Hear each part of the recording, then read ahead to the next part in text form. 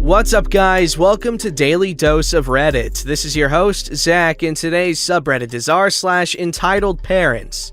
This story's called Entitled Mom and Entitled Dad Try to Steal My Dog While at the Pet Store. This happened a year ago, and now that it is all behind me, I can finally share. The people. Entitled Mother and Entitled Dad, the scum of the earth, otherwise known as Entitled Mom and Entitled Dad, Entitled Kid 1, a 10-year-old girl that makes Veruca Salt look like a saint, Entitled Kid 2, an 8-year-old boy that really thinks everything that he wants automatically becomes his. Me, Happy Dog, my happy all-the-time dog that loves meeting new people and other dogs. My mother, awesome store employee, store manager, kennel manager, grooming manager. So it was a Wednesday, and like all the second Wednesdays of each month, my mom has chemo in a city about 1.5 hours away. I always go with her as she sometimes gets sick afterwards and I have to drive home. The only problem is that I have a Cocker Spaniel that can't be left home for the amount of time we are gone. I found that a large retail pet store in the city also has boarding and pet sitting. I sign up and we drop her off while we are at the hospital all day. She loves going there and really loves playing with the other dogs all day. At nights, when we pick her up, she is usually dead tired and sleeps all the way home. We become regulars and most of the staff knows us at the kennel part of the store. On this particular day, we were dropping off Happy Dog at 9 and picking up at 4. We go and do our usual doctors, chemo, lunch, and any shopping we want to do. We head back to the store around 3:30 to pick up Happy Dog. We walk around so we can watch Happy Dog play without her seeing us. The play area for the dogs is in an area where customers can look in. I have my first encounter with Entitled Kid 1 and Entitled Kid 2. There are so many dogs, but I really like the brown and white little one right there. As she points to my dog, We should ask Mom and Dad for a dog. The dog you like really likes to play. Happy Dog is still a puppy at this time. I go in and the manager takes care of us. My mom had to go to the bathroom, then wants to go next door for a minute, and we agree for her to come back to get me when she is done. I take Happy Dog and put her in her car to make it easier to get through the store. I wander to the cat aisle just to see what Happy Dog would do with the cats. This is where I am greeted by Entitled Mom, Entitled Kid 1, and Entitled Kid 2. Excuse me, my kids really like your dog. Can they pet her? Sure,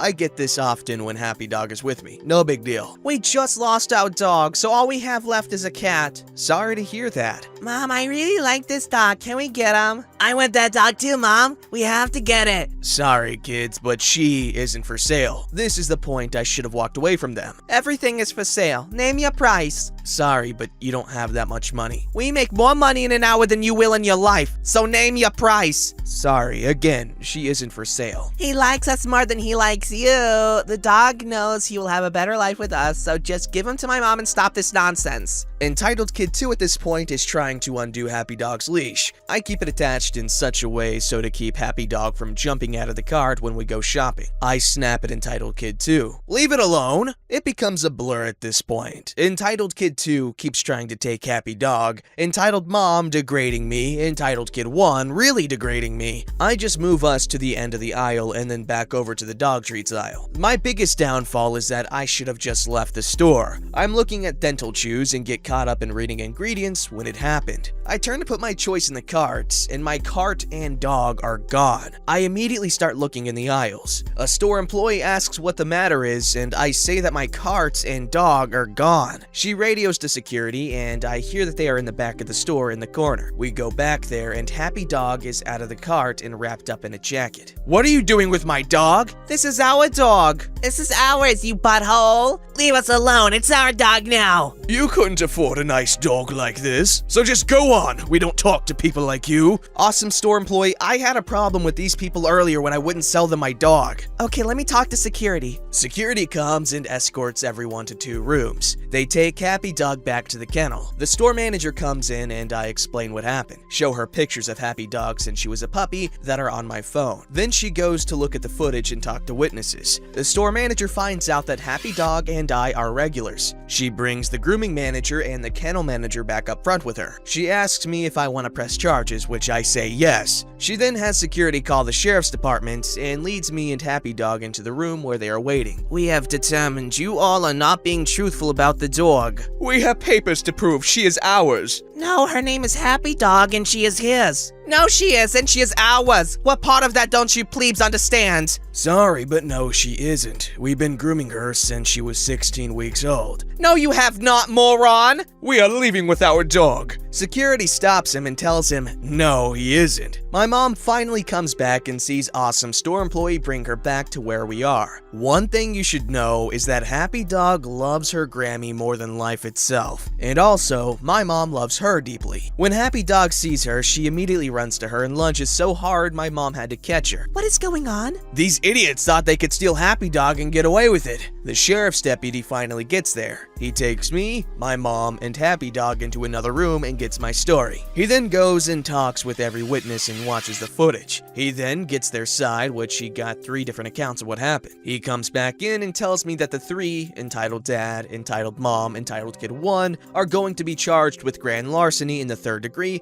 and conspiracy to commit grand larceny in the 3rd degree.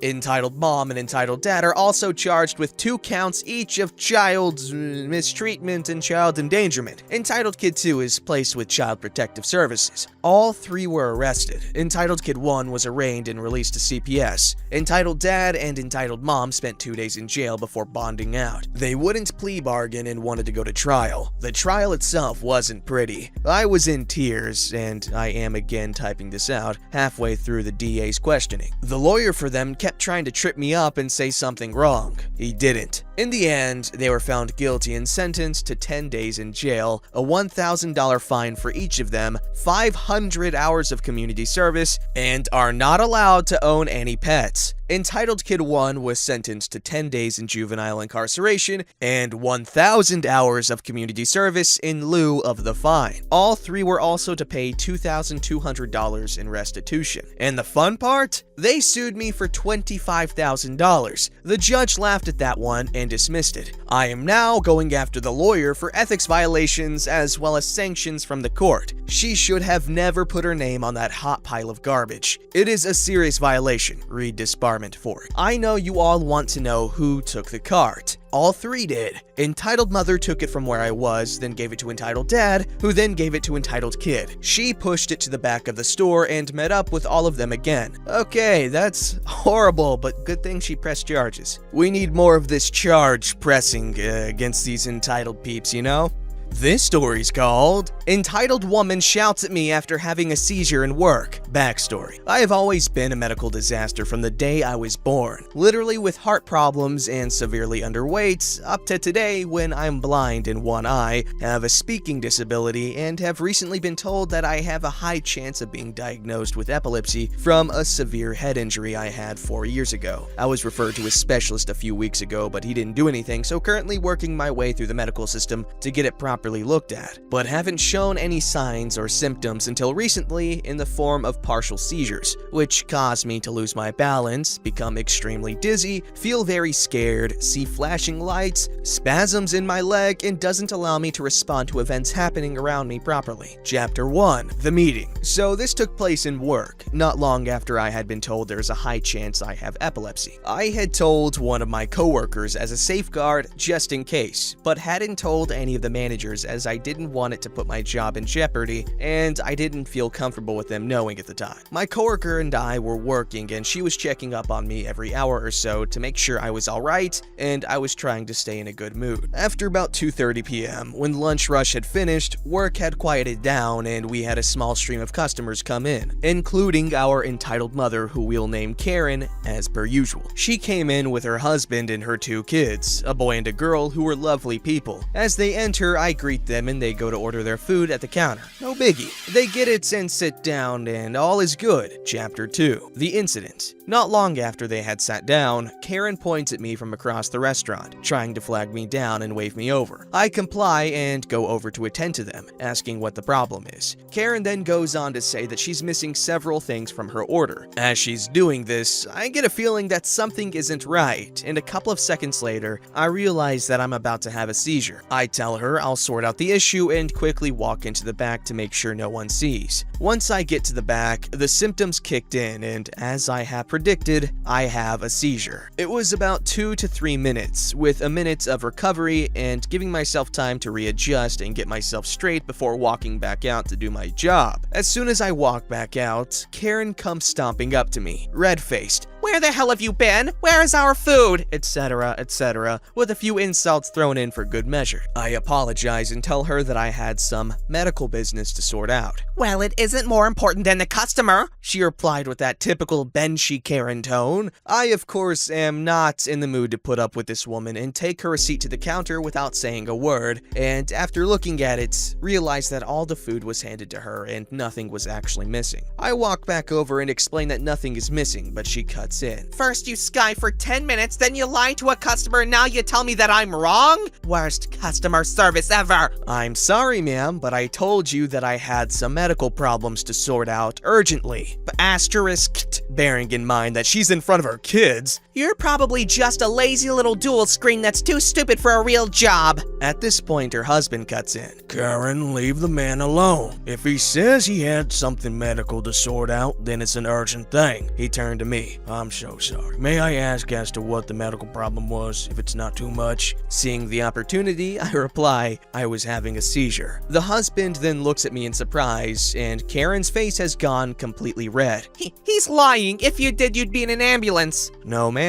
There are different types of seizures, and the ones I have last about 3 minutes and aren't as serious as a fit, so I can get back to work straight after. I'm very sorry to hear that. I hope it gets better for you, and I'm sorry for all the trouble caused. Thank you, sir. Enjoy your meal. I then walked away, Karen being talked to by her husband, who was pretty angry at her. Chapter 3. The Aftermath. About 20 minutes later, they were getting up to leave, making sure they clean up any mess that they had left, which was nice, and the husband came over to me while Karen got the kids ready. I'm very sorry about that. She's like that sometimes. I really hope things get better for you again. I'm sorry. I told him it's perfectly fine, and he isn't the one who should be apologizing, but trying to get a Karen to say sorry is like trying to get blood from a stone. They left with Karen hanging her head in shame after what I can only imagine were some words from her husband. I just hope that she learns her lesson and she treats more people with respect from now on. Thank you for reading. I'm just saying, I would never be with anyone that has attitude problems like that. Do not treat strangers like that because that's not cool. But I'm glad the husband really stood up and put her in her place. I'm kidding. I want to see a story where the husband is the entitled one and the wife is like, hey, you idiot, shut up. That'd be interesting because you don't see stories like that for some reason. Maybe because it hasn't become like a meme or a stereotype. Like a Karen is a set thing, so people are more likely to recognize a Karen. There's no like prominent male equivalent to a Karen. Sure, there's I don't know. You can say a Kevin, but Kevins are just stupid people. Or I don't know. But we need to get a more prominent stereotype of men so that the ladies don't feel singled out. See, I'm not sexist. I gotta shut up. This story is called Entitled Mother Thinks I'm Cheating in School After Finding Out I Was Adopted. Context. While I am homeschooled, I do go to homeschool groups regularly, mainly a writing class provided in my county. And Entitled Mother's daughter happens to hate me because my work is better than hers. I'm the definition of a teacher's pet. I soak up everything said and put my all in work. One day, we had an assignment to write about something that has deeply affected our lives. I picked adoption and foster care. Apparently, Entitled Mother's daughter told her and she called my mom. Here's that story. Here's the cast. Entitled Moth. Amazing Mom. Now, it wasn't very busy this day. I was actually reading in the living room, The Magician's Nephew, when she called, so I could hear everything. Hello? Hello? Is this Amazing Mom? Yes, it is. How may I help you? I have concerns that OP is cheating in school. Now, I give my mom a funny look. She keeps all answer sheets and books locked in a safe and confiscates phones until schoolwork is done, so cheating is literally impossible. She trusts me not to cheat, but my twin sister is bad about it. She takes my phone away so that it doesn't seem unfair. May I ask why? Well, you know, with her background, it's just her nature. What background? In the most confused voice ever, already preparing to be pissed off. Well, with her being adopted, I mean, she's a straight A student who comes from drug addicts. There's no way she could have known this. I didn't mention it in my work. I mainly went over how the adoption was done. So she assumed this, not even knowing the full story. Don't you find it odd? I mean, by all means, she could be a...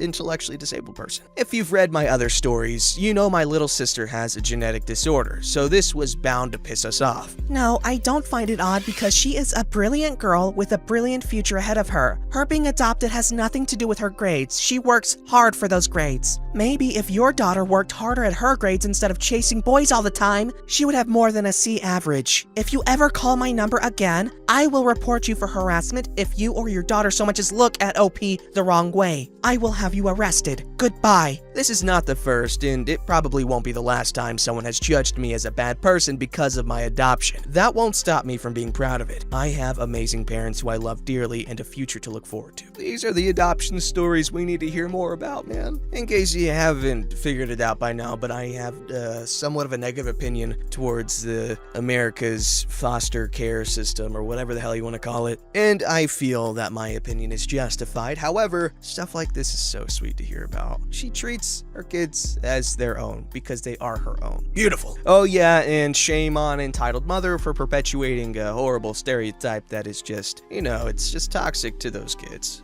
Don't forget to like, subscribe, and hit that bell to never miss an episode.